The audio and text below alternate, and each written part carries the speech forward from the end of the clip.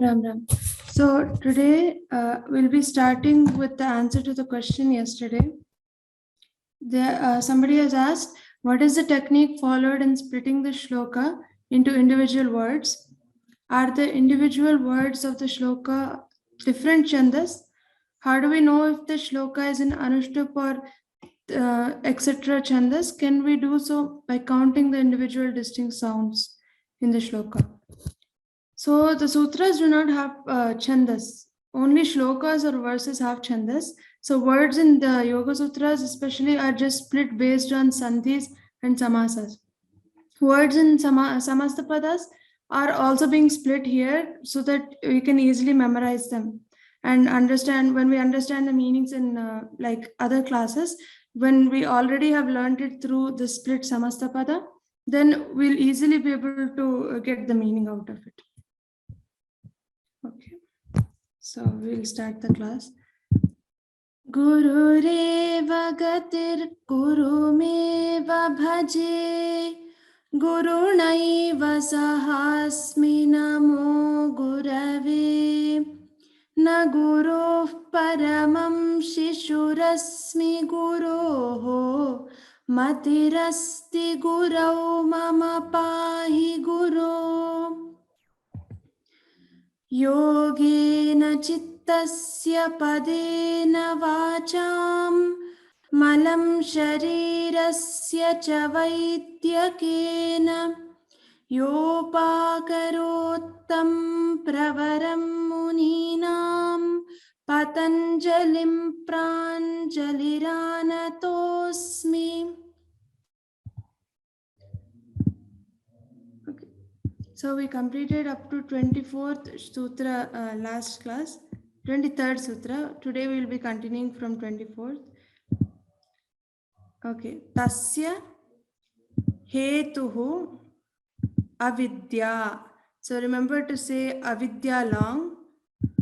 So it's with avidya. Tasya hetuhu. Okay. Shri Kriti. Tasya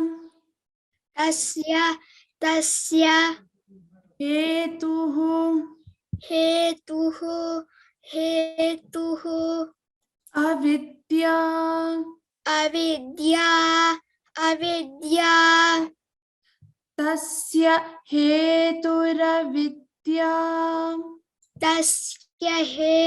avidya tasya heturavidya Very nice. Okay. 25th one. Tat abhavat sanyoga abhavaha hanam tat drishehe kaivalyam. Remember to pronounce the Mahapranas. Abhavat, abhavaha. Tat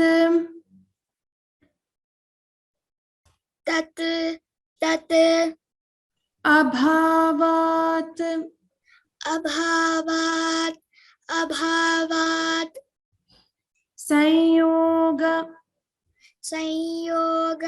sanyoga abhavaha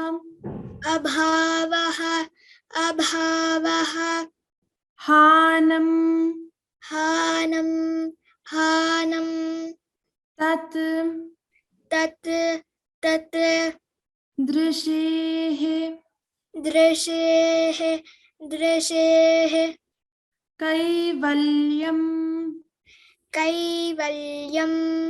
kaivalyam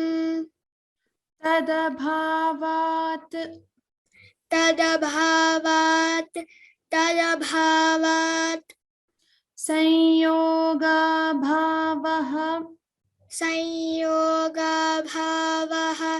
sanyoga bhavaha hanantadrisheh kaivalyam.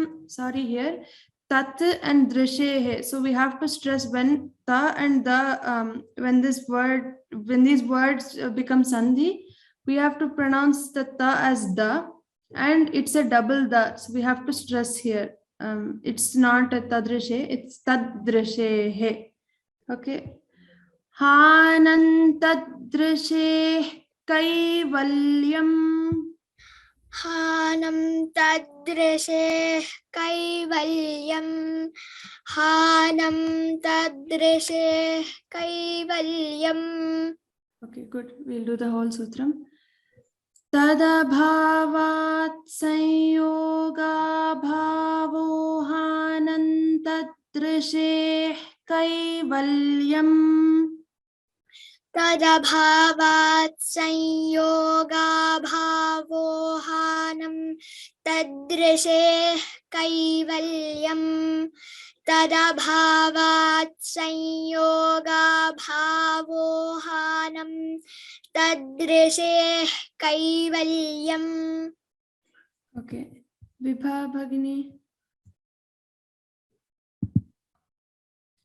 Ram Ram Ram.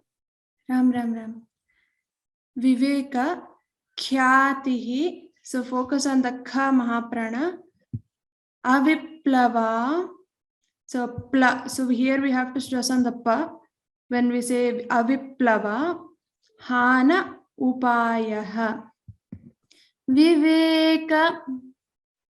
Vivek Vivek Khyatihi. ख्यातिः ख्यातिः Aviplava. अविप्लवा अविप्लवा Hana. हान हान Upayah. उपायः उपायः विवेकख्यातिः विवेकख्यातिः विवेकख्यातिः अविप्लवा हानोपायः अविप्लवा हानोपायः अविप्लवा हानोपायः. कंप्लीट सूत्रम विवेकख्यातिरविप्लवा हानोपायः विवेकख्यातिरविप्लवा हानोपायः विवेकख्यातिरविप्लवा हानोपायः. Okay nice. नेक्स्ट सूत्रम श्रीकृति. तस्य सप्तधा प्रांत भूमिः प्रज्ञा. तस्य तस्य तस्य सप्तधा सप्तधा सप्तधा प्रांत प्रान्त प्रान्त भूमिः भूमिः भूमिः प्रज्ञा प्रज्ञा प्रज्ञा तस्य सप्तधा तस्य सप्तधा तस्य सप्तधा प्रांत भूमिः प्रज्ञा प्रान्तभूमिः प्रज्ञा प्रान्तभूमिः प्रज्ञा तस्य सप्तधा प्रांत भूमिः प्रज्ञा तस्य सप्तधा प्रान्तभूमिः प्रज्ञा तस्य सप्तधा प्रान्तभूमिः प्रज्ञा. 28th सूत्रम योग अंग अनुष्ठानात्. Focus on the sha and tha here. Sha is the sha in Vishnu and this is tha. Tha is also Mahaprana. Ashuddhi kshaye jnana दीप्तिः अविवेक ख्यातेः. ओके विभा. योग योग योग अंग अंग अंग अनुष्ठानात् अनुष्ठानात् अनुष्ठानात् अशुद्धि अशुद्धि अशुद्धि क्षये क्षये क्षये ज्ञान ज्ञान ज्ञान दीप्तिः दीप्तिः दीप्तिः आ आ आ विवेक विवेक विवेक ख्यातेः ख्यातेः ख्यातेः योगाङ्गानुष्ठानात् योगाङ्गानुष्ठानात् योगाङ्गानुष्ठानात् अशुद्धिक्षये अशुद्धिक्षये अशुद्धिक्षये ज्ञानदीप्तिराविवेकख्यातेः ज्ञानदीप्तिराविवेकख्यातेः ज्ञानदीप्तिराविवेकख्यातेः Very nice. We'll do the whole sutram. Yoganganushtanadashuddhikshye ज्ञानदीप्तिराविवेकख्यातेः योगाङ्गानुष्ठानादशुद्धिक्षये ज्ञानदीप्तिराविवेकख्यातेः योगाङ्गानुष्ठानादशुद्धिक्षये ज्ञानदीप्तिराविवेकख्यातेः. Okay. Shri Kriti. So this one is about the Ashtanga yogas. Yama, Niyama, Asana, Pranayama, Pratyahara, Dharana, Dhyana, Samadhayaha, Ashtau, Angani. So most of these words are familiar, like Asana, Pranayama.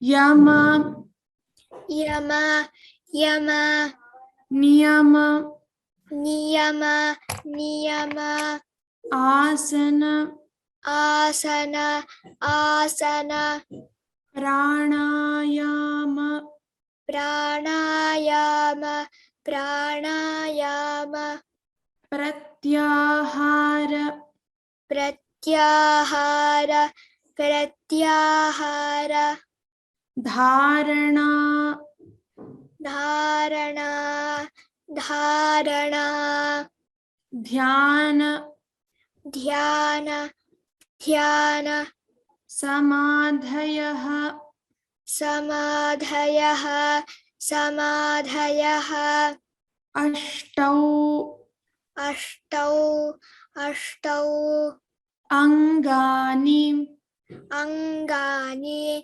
Angani, Yamaniyamasana, Pranayama, Yamaniyamasana, Pranayama, Yamaniyamasana, Pranayama, Pratyahara, Dharana, Dhyana, Samadhayaha, Pratyahara, Dharana, Dhyana, Samadhayaha, Pratyahara, Dharana, Dhyana, Samadhayaha, Ashtavangani, Ashtavangani, Ashtavangani, okay, complete sutram.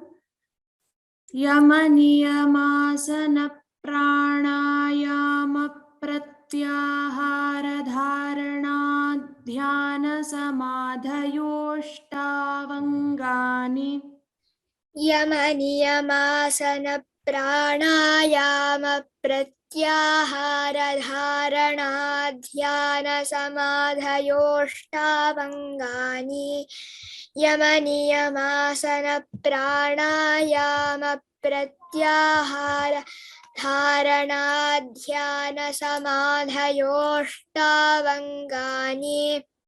Okay, 30th sutram.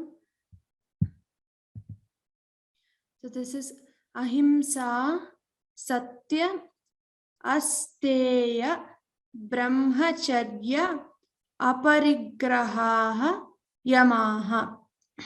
Vibha. Okay, Bhagini. Ahimsa, ahimsa, ahimsa, satya, satya, satya, asteya, asteya, asteya, brahmacharya, brahmacharya, brahmacharya, aparigraha, aparigraha, aparigraha, yamaha, yamaha, yamaha, ahimsa, satyasteya, ahimsa, satyasteya, ahimsa, satyasteya, brahmacharya, parigraha, brahmacharya, parigraha, brahmacharya, parigraha, yamaha, yamaha, yamaha, ahimsa, satyasteya, brahmacharya, parigraha, yamaha, ahimsa, satyasteya, brahmacharya, parigraha, yamaha, ahimsa, satyasteya, brahmacharya, parigraha, yamaha. Okay, next sutram. Jati, desha, kala, samaya, anavachinnaha. So the first four words were easy, like common words we use, but anavachinnaha. So cha, make sure to pronounce the mahaprana here, and this is na, so double na. Sarvabhaumaha. So remember, don't stress on the ra, like sar, don't make that sound. Sarva bhaumaha. Focus on the bha mahaprana. Maha vratam. Okay, Shrikriti. Jati, Jati, jati, desha, desha, desha, kala, kala, kala, samaya, samaya, samaya, anavachinnaha, anavachinnaha, anavachinnaha, sarvabhaumaha, sarvabhaumaha, sarvabhaumaha, maha, maha, maha, vratam, vratam, vratam, jati desha kala samayanavachinnaha, jati desha kala samayana vichhinnaha, jati desha kala samayana vichhinnaha. it is samayan samaya anavachinnaha. Samayana vichhinnaha. Please repeat this again. I will say it again.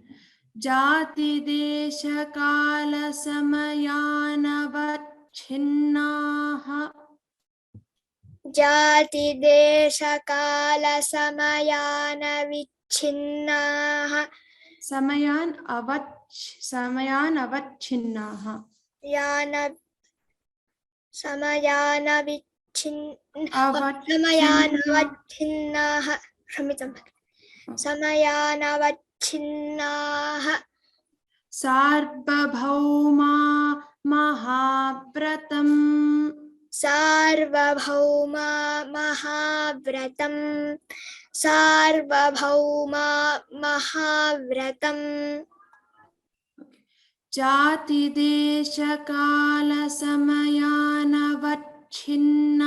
सार्वभौमा महाव्रतम् जाति देश काल समयानवच्छिन्नाः सार्वभौमा महाव्रतम् जाति देश काल समयानवच्छिन्नाः सार्वभौमा महाव्रतम् Very good. Okay. Vibha, Shaucha, Santosha, Tapaha, Swadhyaya, Ishvara, Pranidhanani, Niyamaha. So all of these are also similar, familiar words, but remember to focus on the Mahapranas. Swadhyaya, so Dha, Pranidhanani, here also the Dha Mahaprana. Shaucha, शौच शौच Santosha, सन्तोष सन्तोष Tapaha, तपः तपः Swadhyaya, स्वाध्याय स्वाध्याय Ishvara, ईश्वर ईश्वर Pranidhanani, प्रणिधानानि प्रणिधानानि Niyamaha, नियमाः नियमाः Shaucha, Santosha, Tapaha, शौच सन्तोषतपः शौच सन्तोषतपः Swadhyayeshvara, Pranidhanani, स्वाध्यायेश्वर प्रणिधानि स्वाध्यायेश्वर प्रणिधानानि Niyamaha. नियमाः नियमाः Okay, complete sutram. Shaucha santosha tapasvadhyayeshvara pranidhanani niyamaha. शौच सन्तोष तपस्वाध्यायेश्वर प्रणिधानानि नियमाः शौच सन्तोष तपस्वाध्यायेश्वर प्रणिधानानि नियमाः. Very nice. Okay. Now 33rd sutram. Vitarka badhane pratipaksha bhavanam. So here focus on the Mahapranas. Badhane, dha and bhavanam, the bha. Okay, Shri Kriti.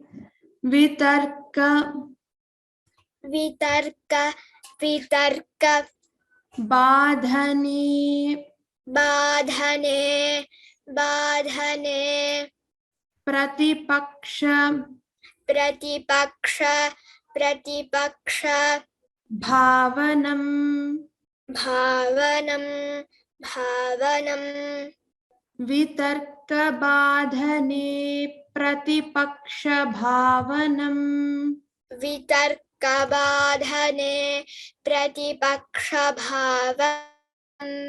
वितर्कबाधने प्रतिपक्षभावनम्. Good. Okay. Vibha, This is a long one. Vitarkaha himsa adayaha krita. Remember the r, it's not kra or kri, it is krita. Karita anumoditaha lobha krodha. So underline the Mahapranas where you see them. Though they're simple words we use every day, because the sutra is so long, sometimes we miss them.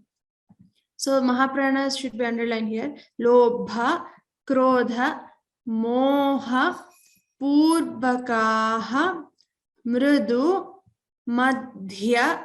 Again underline the Mahaprana. Adhimatraha, underline the Dha. Dukkha, underline the Kha. Ajnana, Ananta, Phalaha, underline the Pha. Iti, Pratipaksha Bhavanam, underline the Bha. Vitarkaha, Vitarkaha, Vitarkaha, Himsam, Himsa, Himsa, Adayaha, Adayaha, Adayaha, Krita, Krita, Krita, Karita, Karita, Karita, Anumoditaha, Anumoditaha, Anumoditaha, Lobha, Lobha, Lobha, Krodha, Krodha, Krodha, Moha, Moha, Moha, Purvakaha, Purvakaha, Purvakaha, Mridu, Mridu, Mridu, Madhya, Madhya, Madhya, Adhimatraha, Adhimatraha, Adhimatraha, Dukkha, Dukkha, Dukkha, Ajnana, Ajnana, Ajnana, Ananta, Ananta, Ananta, Phalaha, Phalaha, Phalaha, Iti, Iti, Iti, Pratipaksha, Pratipaksha, Pratipaksha, Bhavanam, Bhavanam, Bhavanam, Vitarkahimsadayaha, Vitarkahimsadayaha, Vitarkahimsadayaha, Kritakarithanumoditaha, Kritakaritaanumoditaha, Kritakaritaanumoditaha, Lobhakrodhamohapurvakaha, Lobhakrodhamohapurvakaha, Lobhakrodhamohapurvakaha, Mridumadhyadhimatraha, Mridumadhyadhimatraha, Mridumadhyadhimatraha, Dukkha-jnanananta-phalaha, Dukkha-jnanananta-phalaha, Dukkha-jnanananta-phalaha, Iti Pratipaksha-bhavanam, Iti Pratipaksha-bhavanam, Iti Pratipaksha-bhavanam, Vitarkahimsadayah kritakaritanumodita लोभक्रोधमोहपूर्वकाः मृदुमध्याधिमात्रा दुःखाज्ञानानन्तफलाः इति प्रतिपक्षभावनम्। वितर्काहिंसादयः कृतकारितानुमोदिता लोभक्रोधमोहपूर्वकाः मृदुमध्याधिमात्रा दुःखाज्ञानानन्तफलाः इति प्रतिपक्षभावनम्। वितर्काहिंसादयः कृतकारितानुमोदिता लोभक्रोधमोहपूर्वकाः मृदुमध्याधिमात्रा दुःखाज्ञानानन्तफलाः इति प्रतिपक्षभावनम्। So here I put a visarga here. That's only because I couldn't continue my breath, holding my breath. So if we say the whole thing together, the visarga doesn't come as there's a sandhi. So kritakarita anumodita lobha krodha moha purvaka mridu madhyadhimatra dukkha jnanananta phala. Like, because when we get better at it and we say it fast, we'll be able to say the whole sutram at one stretch. At that time, you can pronounce it exactly how it is on the top of the screen. Okay, we'll close here. Sarve bhavantu sukhinah, sarve santu niramayaha, sarve bhadrani pashyantu, ma kaschid dukkha bhag bhavet. Thank you. Dhanyavadaha.